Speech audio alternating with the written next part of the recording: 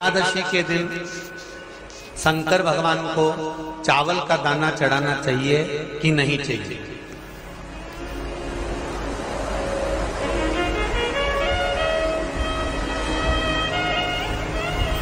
अब बोलो तेरा क्या होगा रे काली है? चलो ठीक है। बीमार व्यक्ति से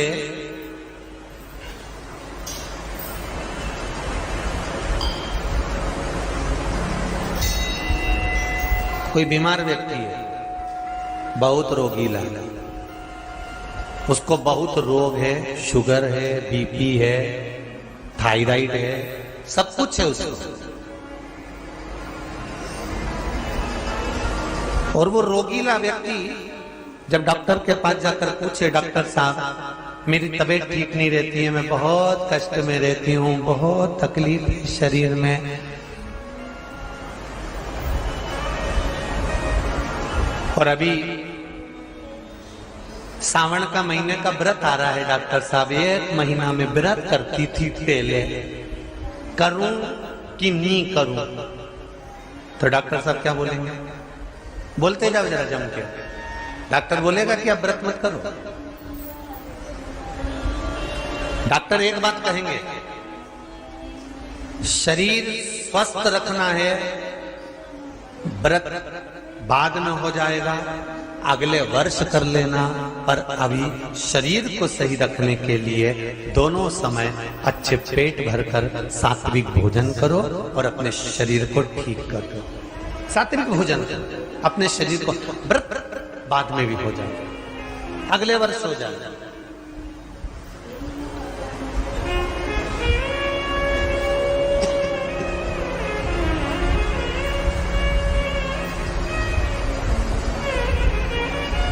अभी तुम थोड़ा सवेरे 2 बिस्कुट ले लिया करो, सुबह नाश्ता ले लिया करो, भोजन ले लिया करो, फिर दोपहर में कुछ हल्का फुल्का लेकर थोड़ी थोड़ी देर में खाते रहना चाहिए हो।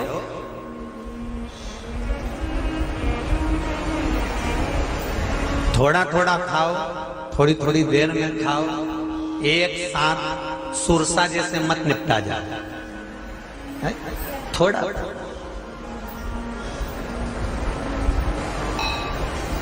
ज्यादा खाओगे और ज्यादा कमाओगे तो दूसरों को कष्ट नहीं होगा, कष्ट खुद को होगा। ज्यादा खाओगे अपाच्य हो जाएगा, रात की नींद उड़ जाएगी, शरीर में अच्छा नहीं लगेगा।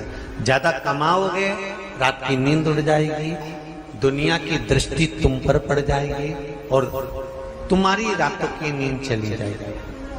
कमाओ भी उतना जितना खर्च कर सको और खाओ भी उतना जितना पचा सको। अति सर्वस्व वर्जन। डॉक्टर कहेंगे अभी ये तुम्हारा व्रत जो है ना अगले साल कर लेना, इस साल मत करिए, इस साल तो आराम से भोजन वोजन करो तुम लोग, बढ़िया प्रेम से खाओ पियो। तो उसी तरह किसी ने पूछा कि चावल का दाना एकादशी पर भगवान शंकर को चढ़ा सकते हैं? चावल का दाना शंकर जी को चढ़ाते क्यों है, पहले तो वो समझ लो। बेलपत्री का तो महत्व आपको बार बार बताया कि बेलपत्री शिव जी को क्यों चढ़ाई जाती है, कहीं रोग के लिए, कहीं बीमारी के लिए, कहीं किस कार्य के लिए, कहीं कोई कार्य के लिए, कहीं कोई कार्य के लिए। चावल का दाना अगर हम शंकर भगवान को चढ़ा रहे हैं तो क्यों चढ़ा रहे हैं, उसका कारण क्या है? चावल का दाना शिव को चढ़ाने का केवल एक कारण रहता है कि चावल को अक्षत कहते हैं।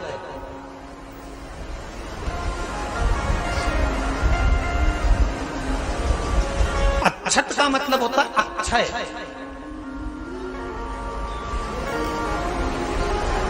अभी हमारे यहाँ एक तिथि आने वाली है, अक्षय तृतीया।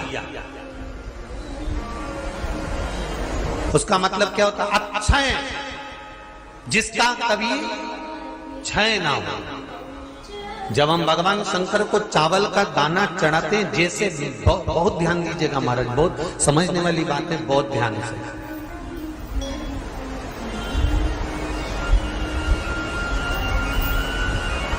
चावल का दाना हमारे मस्तक पर तिलक करने के बाद पंडित जी क्यों लगाते हैं कि भगवान जैसा समय आज चल रहा है, आप पूजन कर रहे हो, पाठ कर रहे हो, दान कर रहे हो, पुण्य कर रहे हो, सत्कर्म कर रहे हो, भजन कर रहे हो, मेरा देव अधिदेव महादेव, मेरा नारायण, मेरा सत्यनारायण भगवान, मेरा राम जी, मेरा विष्णु जी, मेरा भागवत मैया, मेरी रामायण मैया। ब्राह्मण मस्तक पर तिलक लगाने के बाद चावल इसलिए लगाता है कि जैसा समय आज चल रहा है, भगवान तुमको ऐसा ही समय बनाकर रखे और तुम ऐसे ही चार चांद लगाते रहो, दान पुण्य संकीर्तन करते रहो, इसलिए मस्तक पर चावल का दाना लगाया है।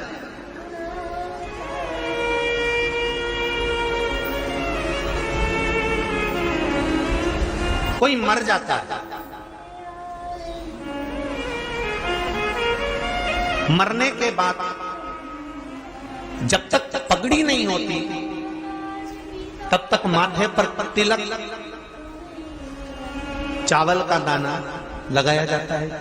जम के बोलो जरा, नहीं लगाते। किसी पंडित जी से पूछो, ब्राह्मण देवता से पूछो, ब्राह्मण देवता ये कोई मर गया, और हमारा तो नियम है कि हम सिर पे तिलक लगाते हैं, चावल लगाते हैं, या पंडित जी से हम तिलक लगवाते हैं, मंदिर जाते हैं तो मंदिर में जाके तिलक लगवा के हम चावल का दाना लगवाते हैं। क्यों नहीं लगाते? उसका कारण क्या है? जब किसी के मरने के बाद 10 दिन तक, 12 दिन तक मस्तक पर तिलक क्यों नहीं लगाया जाता? 10-12 दिन तक माथे पर तिलक या चावल क्यों नहीं लगाया जाता? उसका कारण है कि ये जो समय आया है, तुम्हारे यहाँ जो गमी हुई है, तुम्हारे यहाँ कोई मर गया है, तुम्हारे यहाँ किसी के प्राण छूट गए हैं, तो ब्राह्मण इसलिए तिलक नहीं लगाता आपको, इसलिए चावल का दाना नहीं लगाता कि ऐसा दिन भगवान अब ना लाए, इसको अमर ना करे, इसको अक्षय ना करे, इसको प्रबल ना करे।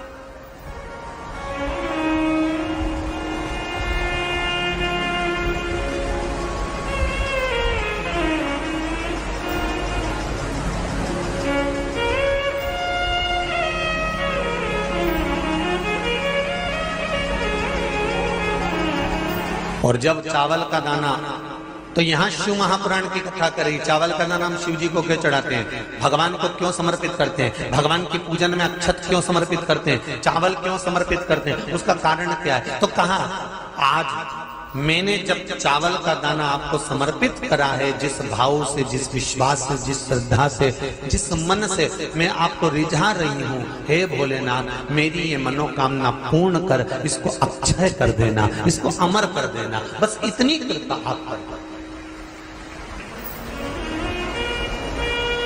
अब किसी ने पूछा एकादशी के दिन चावल चढ़ाए कि नहीं चढ़ाए, तो यहाँ तो सीधी सीधी बात है, बीमारी देखकर थोड़ी ना आती है कि नवरात्र चल रहे हैं कि सावन का सोमवार चल रहा है, बीमारी तो बीमारी। तुम चावल मत खाओ। तिरुपति कौन कौन गया? हाथ उठाओ। ठीक है। जगन्नाथ जी कौन कौन गया? हाथ उठाओ। हाँ ठीक है।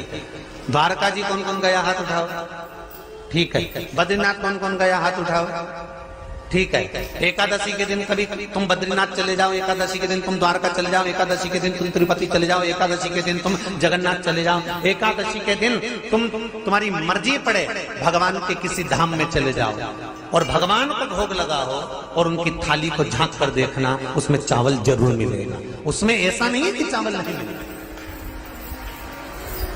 बद्री नारायण में भगवान को चावल का भोग लगा हुआ मिलेगा, द्वारका में चावल का भोग लगा हुआ मिलेगा, आपको जगन्नाथ में चावल का भोग लगा हुआ मिलेगा, तिरुपति में मिलेगा, द्वारकाधीश में मिलेगा, नाथद्वारा में मिलेगा, सांवरिया सेठ में मिलेगा, काकरोली जी में मिलेगा।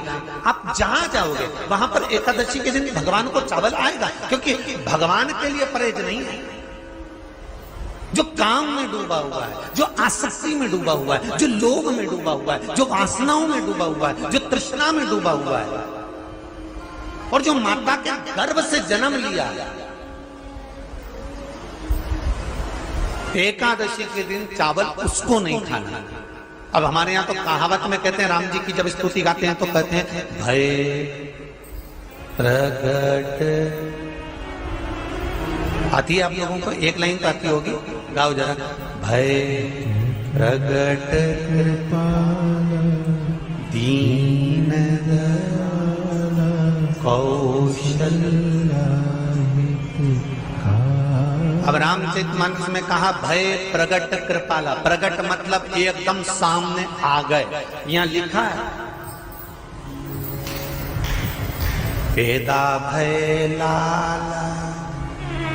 अगर तुलसीदास जी लिखते तो जन्म लिया होता राम जी ने तो तुलसीदास बाबा लिख देते कि पैदा भय, माता के गर्भ से इनका जन्म। नहीं नहीं नहीं, यहाँ कहा भय प्रगट कृपाला दीन कौशल्या, यहाँ प्रगट भय।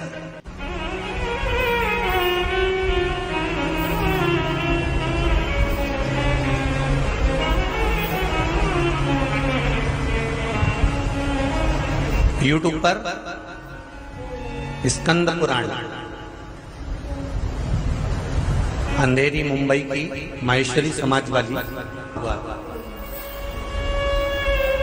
एकादशी के माता पिता कौन है?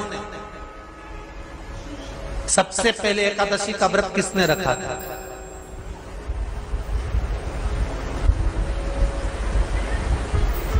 एकादशी का जन्म स्थान कहां है? दुनिया के लोग बहुत प्रश्न करते हैं, राम जी अयोध्या में हुए थे, भगवान कृष्ण मथुरा में हुए थे, तो एकादशी कहां हुई थी? तो उसको बताना तो पड़ेगा कहां हुई थी।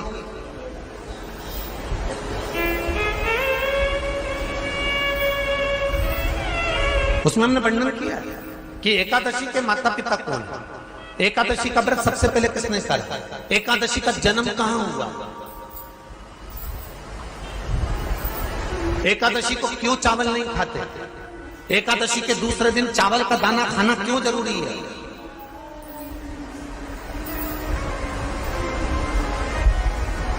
कौन सा तीर्थ है जहां एकादशी को उल्टा लटका दिया। एक एक चीज का वर्णन स्कंद पुराण सब चीजों का वर्णन कर दिया। प्रत्येक तो यहां जो वर्णन आया कि आप मनुष्य जो माता पिता के गर्भ से, माता के गर्भ से जन्म लिया हो, संसार में जिसका जन्म हुआ हो और मृत्यु लोक में गर्भ की कैद में रहने के बाद जन्मा हो, उसको एकादशी के दिन चावल नहीं खाना चाहिए। मारा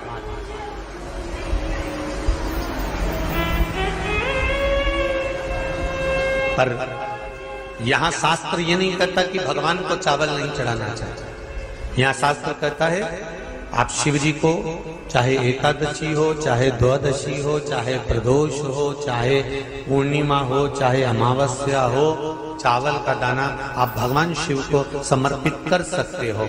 और ज्यादा नहीं, शंकर कभी ये नहीं कहते कि मुझे बहुत सारा चढ़ा। शंकर जी की कथा कहती है कितना, मात्र एक चावल का दाना। हमको उनसे भी कहेंगे जो लोग कहते हैं ना कि हम आज हमारा सावन का महीना है तो आज हमें भगवान को 1.25 लाख बेलपत्र चढ़ाएंगे, तो कोई कहता हम 1000 बेलपत्र चढ़ाएंगे, तो कोई के हम 5000 चढ़ाएंगे, कोई के हम 50,000 चढ़ाएंगे। मेरा निवेदन केवल इतना है, तुम तो एक चढ़ा। और ये भी जरूरी नहीं है, एक बेलपत्र भी कब चढ़ाई जाती है शंकर भगवान को, जब तुमने किसी एक बेलपत्र का पेड़ लगाया होगा और वो पेड़ बड़ा हो गया होगा, तब तुम हकदार बनते हो कि किसी के पेड़ की बेलपत्र तोड़कर शिव को चढ़ाई जाए।